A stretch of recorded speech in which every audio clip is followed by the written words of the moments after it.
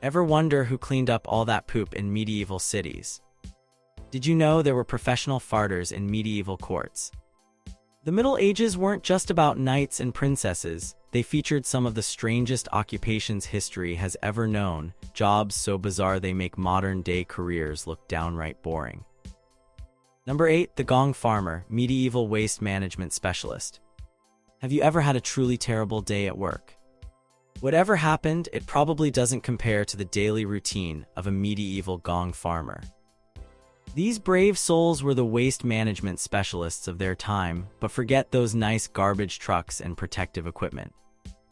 Gong farmers, also delightfully known as night soil men, had the unenviable task of manually removing human waste from cesspits and privies throughout medieval towns and cities.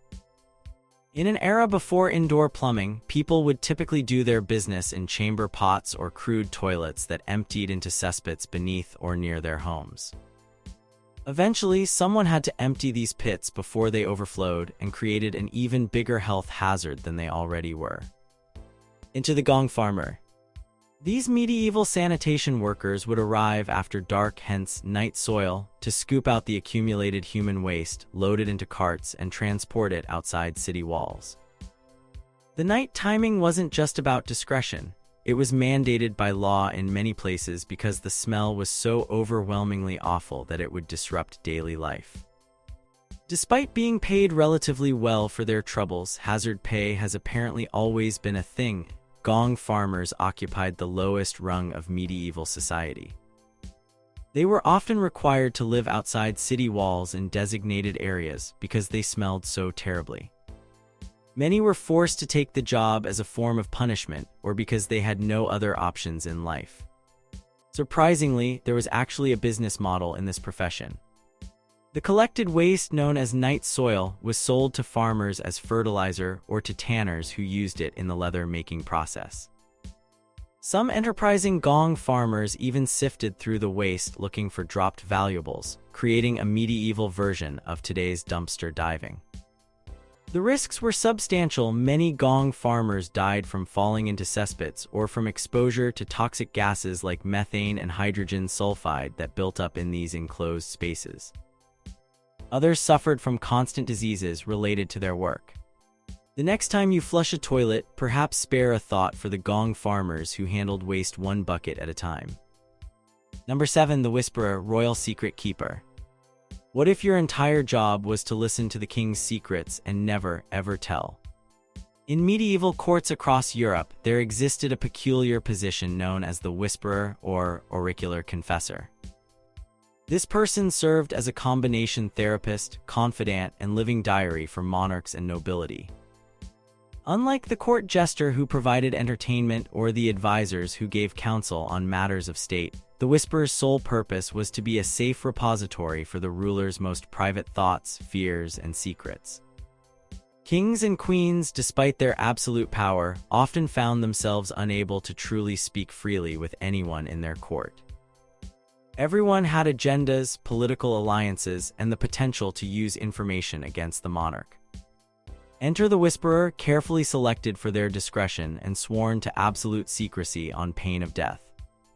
These individuals typically came from humble backgrounds with no political connections that might compromise their loyalty. Some were chosen because of physical disabilities, particularly blindness, which was thought to enhance their listening abilities while reducing the risk they might read secret documents or recognize important figures being discussed. The relationship between monarch and Whisperer was intensely intimate. Kings would often speak in hushed tones directly into their Whisperer's ear, sharing their doubts about military campaigns, suspicions about courtiers, or even confessions of sins they dared not tell their priests. In some courts, the Whisperer would literally follow the king throughout the day, always ready to receive a whispered confidence. The psychological burden of this role was immense. Whisperers carried the weight of state secrets and personal confessions without any outlet to process what they heard. Many reportedly went mad from the strain, while others developed elaborate memory techniques to keep track of the countless secrets entrusted to them.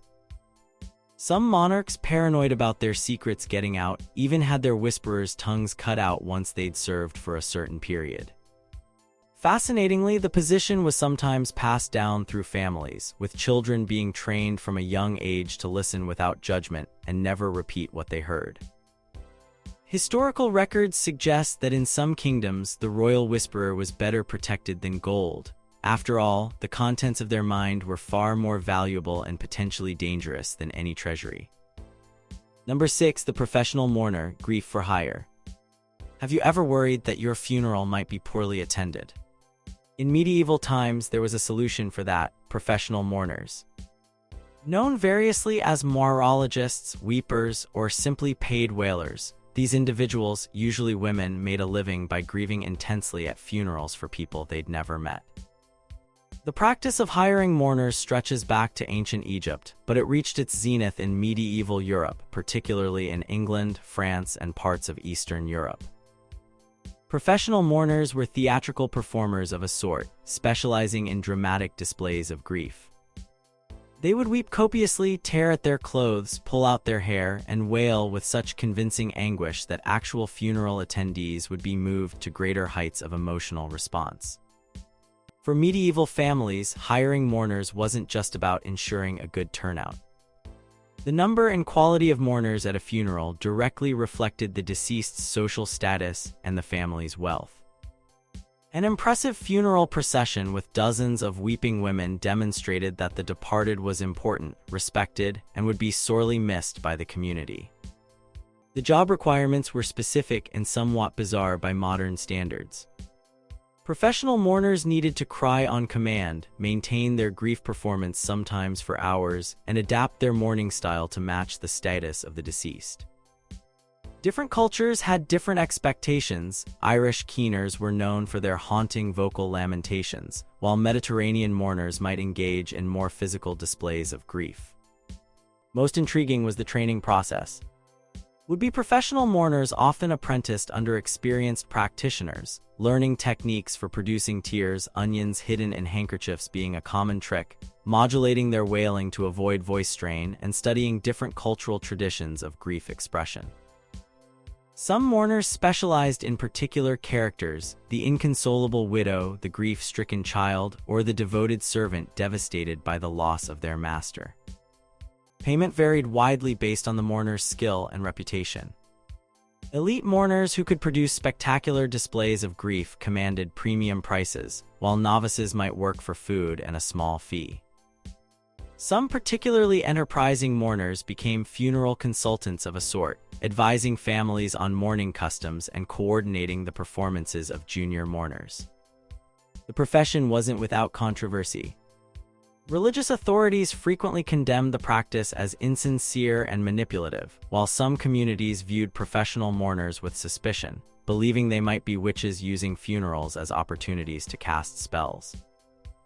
Nevertheless, the profession persisted throughout the medieval period and beyond, with professional mourners still employed in parts of China, the Middle East, and Eastern Europe today. Number 5. The fustigator, professional flogger. Did you get a spanking as a kid? It probably doesn't compare to what a medieval fustigator could do.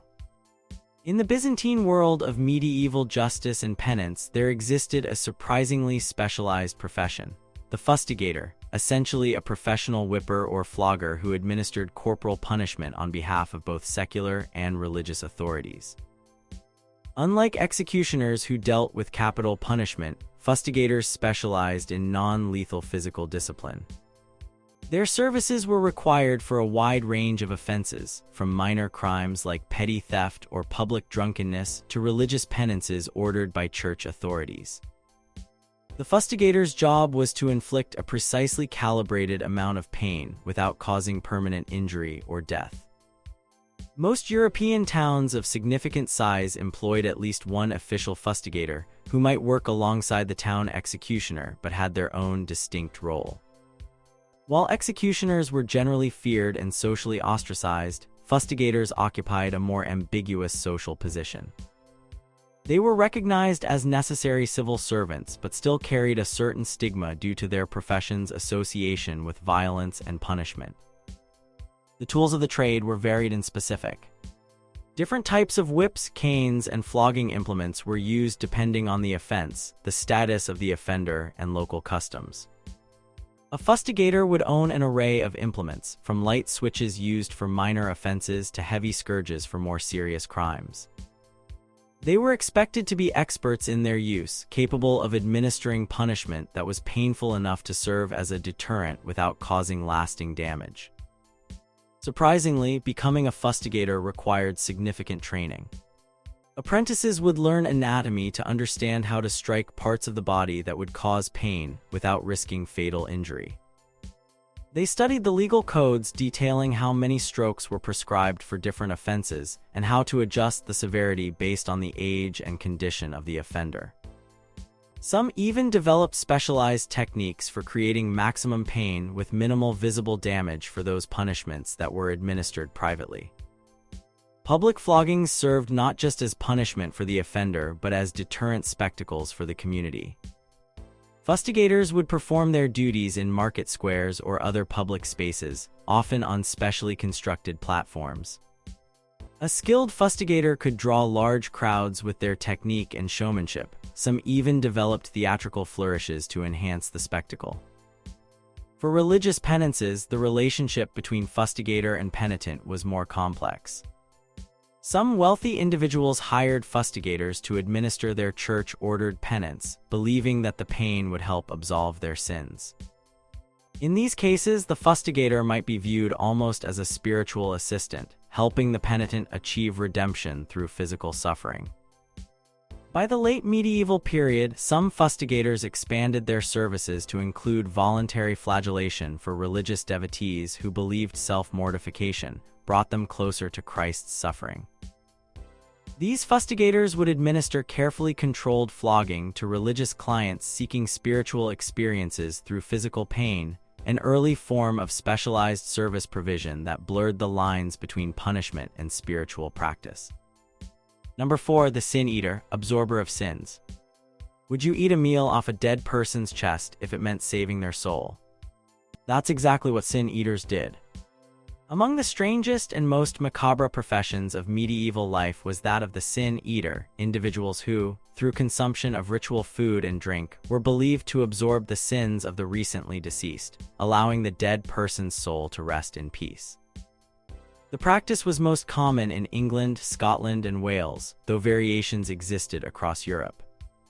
When someone died, particularly if they died suddenly without the chance to confess their sins or receive last rites, their family would sometimes call upon a sin eater to perform an ancient ritual that predated Christian practice but had become strangely incorporated into folk Christianity. The ceremony itself was both simple and profound. The sin eater would arrive at the house where the body was laid out and would be presented with a plate of bread and salt, sometimes accompanied by beer or wine. These items would be placed on the chest of the corpse for a short time, absorbing the sins of the deceased. The sin eater would then consume the food and drink, symbolically taking those sins into their own body. For this service, sin eaters were paid a small fee, usually just a few coins, but the social cost was enormous. By willingly taking on the sins of others, sin eaters became spiritual outcasts, shunned by their communities who both needed their services and feared their accumulated spiritual corruption. Most sin eaters lived in isolation on the outskirts of villages, called upon only when their services were required and avoided at all other times. The profession typically fell to the poorest members of society, often those so desperate for income that they were willing to accept both the spiritual burden and social ostracism that came with the role. Once a person became known as a sin eater, it was virtually impossible for them to return to normal society. The position frequently became hereditary, passed down from parent to child when no other means of survival was available. Church authorities universally condemned the practice as pagan superstition, but it persisted nonetheless, especially in rural areas where pre-Christian beliefs remained woven into the fabric of nominally Christian communities. The last known professional sin eater in Britain, Richard Munslow, died in 1906, marking the end of a profession that had existed for centuries. Perhaps most fascinating is the psychological burden these individuals bore. Many sin eaters reported having nightmares about the dead whose sins they had consumed, while others developed elaborate personal rituals to try to cleanse themselves of the spiritual pollution they believed they had absorbed. Some turned to alcohol or other intoxicants to cope with their status as living repositories of other people's transgressions. The Sin Eater stands as a powerful example of how medieval communities created spiritual roles that Christianity couldn't fill: the need for someone to take responsibility for unconfessed sins that might otherwise condemn a loved one to hell. In doing so, they created one of history's most thankless professions: spiritual scapegoats who sacrificed their own standing in the community and potentially their afterlife for the benefit of others. Number 3. The Court Dwarf, Royal Entertainment Specialist. How would you feel if your entire career was based on your physical appearance? For centuries, people with dwarfism found employment in medieval courts as court dwarfs, holding a position that was somewhere between companion, entertainer, luxury ornament, and conversation piece. While today such employment would be considered exploitative, in medieval times, it often represented one of the few paths to financial security and protection for people with dwarfism. The tradition of court dwarfs extended across Europe, North Africa, and Asia, reaching its height during the medieval and Renaissance periods. Kings, queens, and nobles competed to employ dwarfs who were considered particularly amusing, intelligent, or unusual in appearance. Some royal collections of court dwarfs numbered in the dozens, particularly in Spanish, Italian, and Russian courts. The role of the court dwarf varied widely depending on the specific court and time period. Many served primarily as companions and confidants to their royal employers. Because they were often viewed as childlike or harmless, a prejudiced view but common at the time, they were sometimes trusted with sensitive information or allowed to witness private moments that even high-ranking courtiers were excluded from.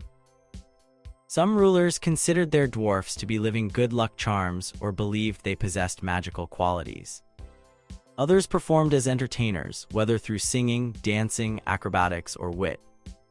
Court paintings frequently depict dwarfs participating in elaborate court performances or pageants. Some were specifically trained in music or acting from childhood once their small stature became apparent. A particularly valued skill was the ability to deliver cutting remarks or mock courtiers in ways that would be unacceptable from anyone else, serving as a kind of licensed truth-teller in environments otherwise dominated by flattery and deception. The living conditions of court dwarfs reflected the paradoxical nature of their position. Many were dressed in luxurious clothing, given valuable gifts, and provided with comfortable accommodations within palace walls. They ate the same food as royalty and traveled in royal entourages. Some were even granted noble titles and lands. Yet this material comfort came at the significant cost of personal autonomy and dignity. Court dwarfs were frequently subjected to humiliating practices.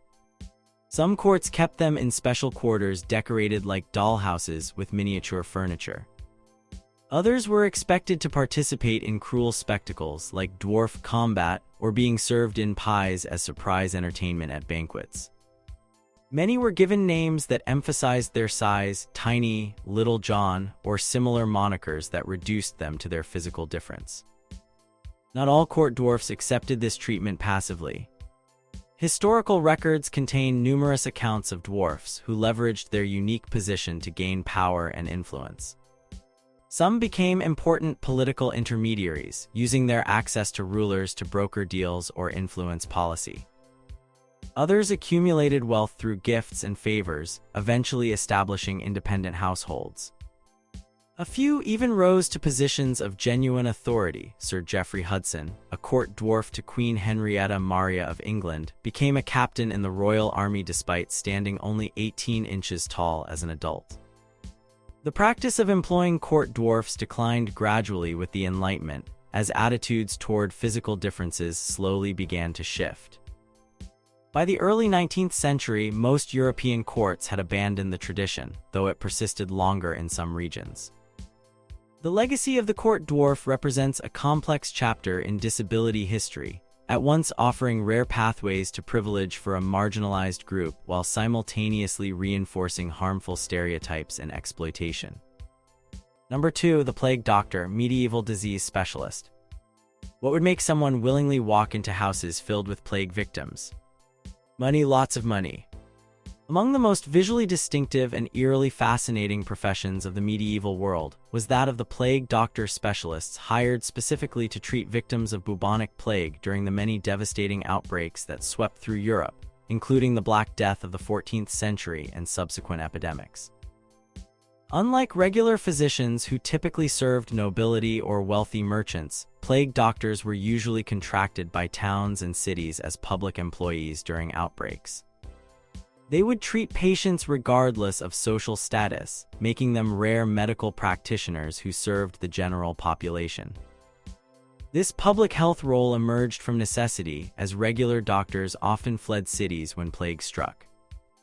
The most iconic aspect of the plague doctor was their distinctive protective gear, which developed over time into a full head-to-toe costume by the 17th century.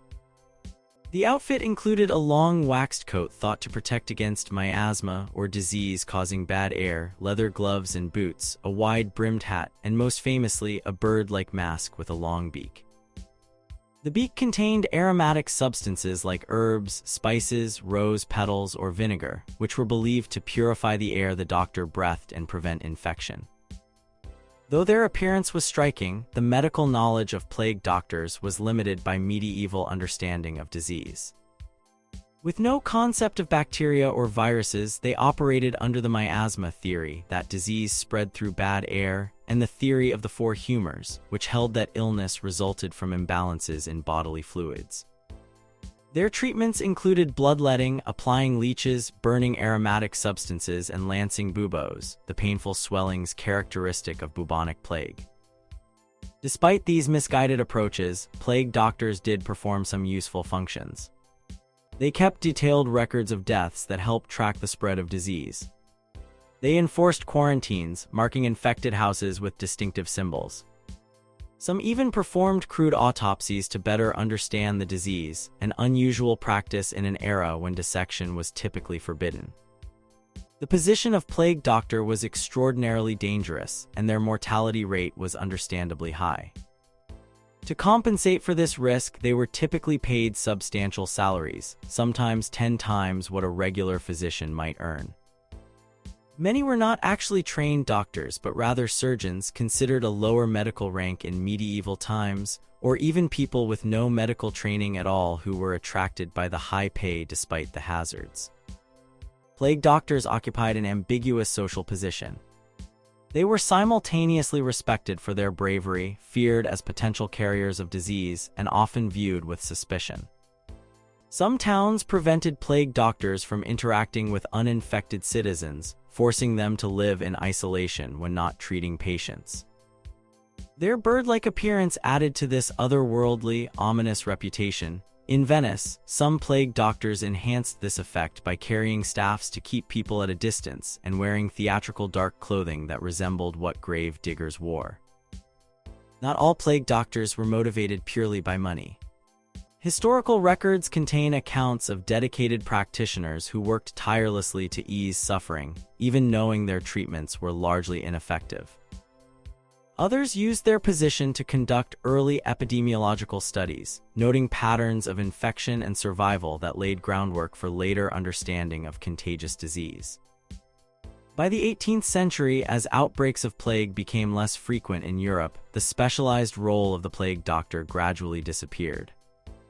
However, their distinctive appearance has made them enduring symbols of both the terror of historical pandemics and the limited medical knowledge of the era. Modern images of plague doctors continue to appear in art, literature, and popular culture as haunting reminders of humanity's long struggle against infectious disease. Number 1. The professional flatulist, court farter. Did you know people once made a living by farting? Perhaps the most surprising medieval profession, and certainly the one that raises the most eyebrows today, was that of the professional flatulist, also known as a flatulist, professional farter, or by the stage name some performers adopted, fartiste. These individuals elevated flatulence from bodily function to performance art, entertaining medieval audiences from common taverns to royal courts. The most famous professional flatulist in recorded history was Roland the Farter, who performed for King Henry II of England in the 12th century. Roland's talents were apparently so impressive that the king granted him Hemmingstone Manor in Suffolk and 30 acres of land, a substantial reward requiring him to perform 1 jump, 1 whistle, and 1 fart before the king each Christmas. This royal appointment demonstrates how valued such unusual entertainment could be in medieval times. Professional flatulists typically developed their skills through practice and natural ability, learning to control their flatulence with precision that allowed them to vary tone, duration, and even create rudimentary melodies. Some could blow out candles from a specific distance, while others incorporated their talents into acrobatic routines, breaking wind while performing handstands or backflips for added dramatic effect. Performance venues varied widely. Some flatulists were specifically court entertainers, performing for nobility alongside jesters, musicians, and other performers. Others traveled as part of carnival troupes or performed in taverns and at local festivals. The act was considered particularly hilarious in medieval Europe, where bodily humor was far more acceptable in public entertainment than it would later become during more straight-laced eras. Training for this unusual profession was largely a matter of self-teaching, though some performance techniques were passed between practitioners. Diet was crucial. Professional flatulists ate specific foods known to produce gas, carefully timing their consumption before performances. Some historical accounts mention beans, cabbage, and particular types of beer as staples of the professional flatulist's dietary regimen. The physical toll of the profession could be substantial. Chronic digestive issues were an occupational hazard, and some performers developed painful conditions from the strain of their performances. Nevertheless, successful flatulists could achieve fame and financial security that would have been otherwise unavailable to people of their typically humble origins. By the Renaissance period, as entertainment tastes became somewhat more refined, professional flatulists began to decline in popularity among the upper classes, though they remained favorites at rural fairs and in tavern entertainment. The profession had largely disappeared by the 18th century, though occasional practitioners appeared into the early 20th century as novelty vaudeville acts. What makes the professional flatulist particularly fascinating as a medieval profession is how it reflects the era's complicated relationship with the body. Medieval culture simultaneously embraced bodily functions as natural and human while also developing elaborate social hierarchies and increasing codes of conduct. The flatulist stood at this intersection, using the most basic bodily function as an art form that could be appreciated by peasant and king alike. Have you ever wondered what other strange jobs might have existed that history has completely forgotten? What unusual occupations might future generations look back on from our own time with the same bemused fascination?